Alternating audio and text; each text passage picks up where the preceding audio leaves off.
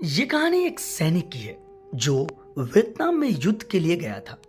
युद्ध समाप्त होने के बाद जब उसके घर लौटने की बारी आई तो उसने अपने माता पिता को सैन फ्रांसिस्को से फोन किया। माँ और पिताजी, मैं घर आ रहा हूं, लेकिन घर आने से पहले मुझे आपसे एक बात पूछनी है। मेरा एक दोस्त है जिसे मैं अपने साथ घर लाना चाहता हूं। क्या मैं उसे ला सकता हूं? बिल्कुल बेटा, यह भी कोई पूछने की बात है। हमें तुम्हारे दोस्त से मिलकर बहुत खुशी होगी, माता पिता ने जवाब दिया। लेकिन पहले एक बात आप लोग जान ले, सैनिक बोलता गया। युद्ध में वह बहुत बुरी तरह घायल हो गया है। उसने एक बारूदी सुरंग पर पैर रख दिया था और उसमें उसने अपना एक हाथ और पैर गंवा दिया है। उसके पास कोई जगह नहीं है जहां वो जा सके, इसलिए मैं उसे अपने साथ रहने के लिए लाना चाहता हूं। उसकी यह बात सुनकर उसकी मां बोली, बेटा, तुम्हारे दोस्त के बारे में जानकर हमें बहुत दुख हुआ। हो सकता है हम उसके रहने के लिए कोई जगह तलाश कर सके।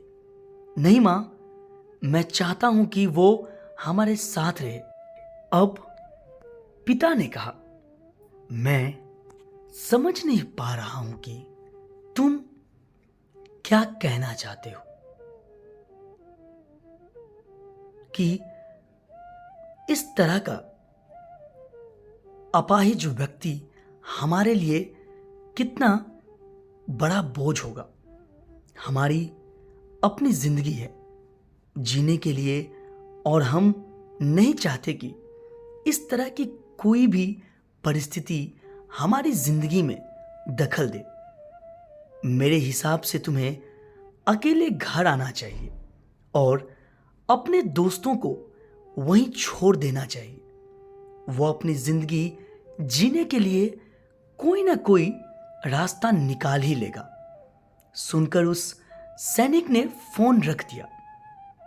कुछ दिनों बाद उसके माता पिता को सैन फ्रांसिस्को पुलिस से एक संदेश मिला जिसमें उन्हें बताया गया कि उनके बेटे की एक बिल्डिंग से गिरकर मौत हो गई है।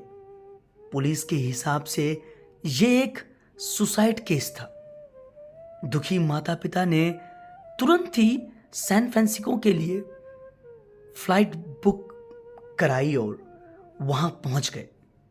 वहां उन्हें शहर के मुर्दाघर ले जाया गया ताकि वे अपने बेटे की पहचान कर सके। उन्होंने उसकी पहचान कर ली, किंतु यह देखकर उनकी कपकपाती छूट गई कि उनके बेटे का बस एक हाथ और एक पैर था। दोस्तों, इस कहानी में जो माता पिता हैं वे हम में से बहुत से लोगों की तरह हैं जो अपनी सुविधाओं को सबसे अधिक महत्व देते हैं। वे उन लोगों से प्यार करना या रहना या समय बिताना चाहते हैं जो दिखने में अच्छे हैं, स्वस्थ हैं या फिर जिनके साथ रहकर उन्हें मजा आता है। वे ऐसे लोग को पसंद नहीं करते जो दिखने में स्वस्थ, सुंदर या स्मार्ट नहीं है या जिनके साथ वे मजा नहीं कर पाते या जो किसी भी रूप में उनके लिए असुविधाजनक है। वे ऐसे लोग से दूरी बनाकर रखते हैं। लेकिन कभी कभी उनके इसी व्यवहार के कारण उनके सामने ऐसी परिस्थितियां उत्पन्न हो जाती है जब उन्हें पछताना पड़ता है।